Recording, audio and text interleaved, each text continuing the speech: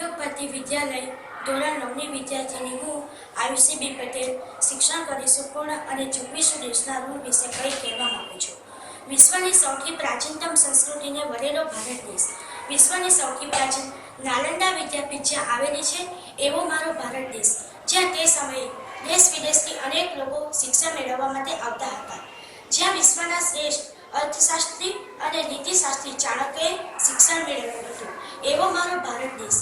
આ એ જ દેશ છે જ્યાં 4 વેદો, ગીતા, રામાયણ, મહાભારત, 8 ઉપનિષદો, વિવિધ ધર્મના ધર્મપુરાણો અને ધર્મગ્રંથની રચના થઈ એવો આ ભારત દેશ, જ્યાં શૂન્યની પ્રથમ શોધ થઈ, જ્યાં આર્યભટ્ટ જેવા ખગોળશાસ્ત્રીએ પૃથ્વી, ચંદ્ર જેવા અન્ય ગ્રહો અને નક્ષત્રો વિશે સમજ આપી, જ્યાં સુશ્રુત જેવા વિજ્ઞાનવેત્તાએ માનવ શરીર પર પ્રથમ શસ્ત્રક્રિયા કરી, એવા આ દેશમાં શિક્ષણનું આદિકાળથી કેટલું મહત્વ છે તે સાબિત કરી શકાય છે.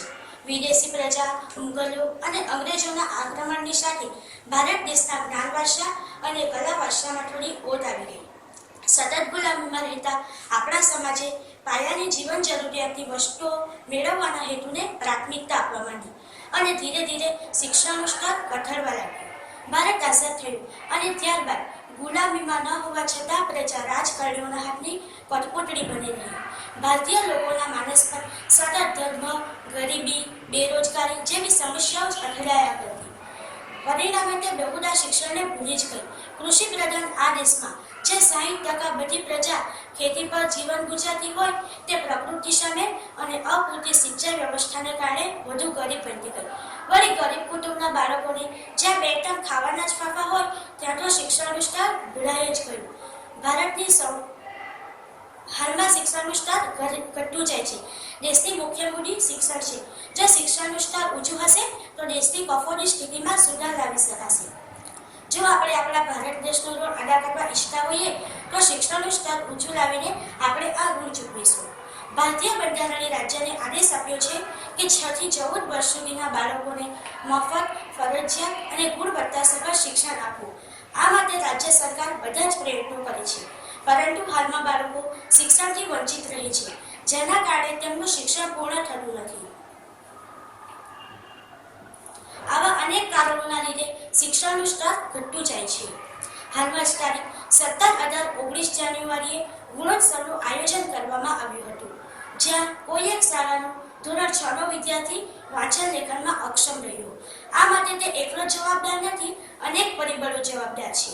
તે વિદ્યાર્થીના માતા-પિતા, પરિવાર અને આજુબાજુનું વાતાવરણ. જો દરેક માતા-પિતા પોતાના બાળક પર ધ્યાન કેન્દ્રિત કરશે તો આ પરિસ્થિતિમાં સુધાર લાવી શકાશે. આ ઉપરાંત શિક્ષકોની અનેક જવાબદારીઓ છે, જેમાં પણ સરકારે ધ્યાન આપવા જેવું છે, જેવી કે ચૂંટણી, વસ્તી ગણતરી, બેંક ખાતા, આધાર કાર્ડ વગેરે. આ તમામ બાબતો શિક્ષકોને આભારી છે. જો આ બધા કામકાજમાં પણ થોડો સુધાર કરવામાં આવે તો શિક્ષણના સ્તરમાં સુધાર લાવી શકાય છે. દેશની બધી સમસ્યાઓનું નિરાકરણ પર શિક્ષણ જ છે. સારી અને શિક્ષિત વ્યક્તિ જ દેશના વિકાસમાં મદદરૂપ થઈ શકે છે. જો આપણે પૂરતું શિક્ષણ મેળવીએ તો સારા વિજ્ઞાની, સારા ડોક્ટર, સારા શિક્ષક અને સારા ખેલાડી બની શકીએ છીએ અને દેશનું આ ઋણ અદા કરી શકીએ છીએ. આજે આપણા દેશમાં અબ્દુલ કલામ, વિક્રમ સારાભાઈ, ડોક્ટર રાજેન્દ્ર પ્રસાદ, સુભાષચંદ્ર બોઝ, નહેરુ, ગાંધીજી, ડોક્ટર સર્વપલ્લી રાધાકૃષ્ણ, સીવી રોમન જેવા અનેક રત્નો મળ્યા, જેમણે ઉચ્ચ શિક્ષણ પ્રાપ્ત કરી દેશની પ્રગતિ કરી. આમ જો આપણે પણ આપણા ભારત દેશને વિશ્વના શ્રેષ્ઠ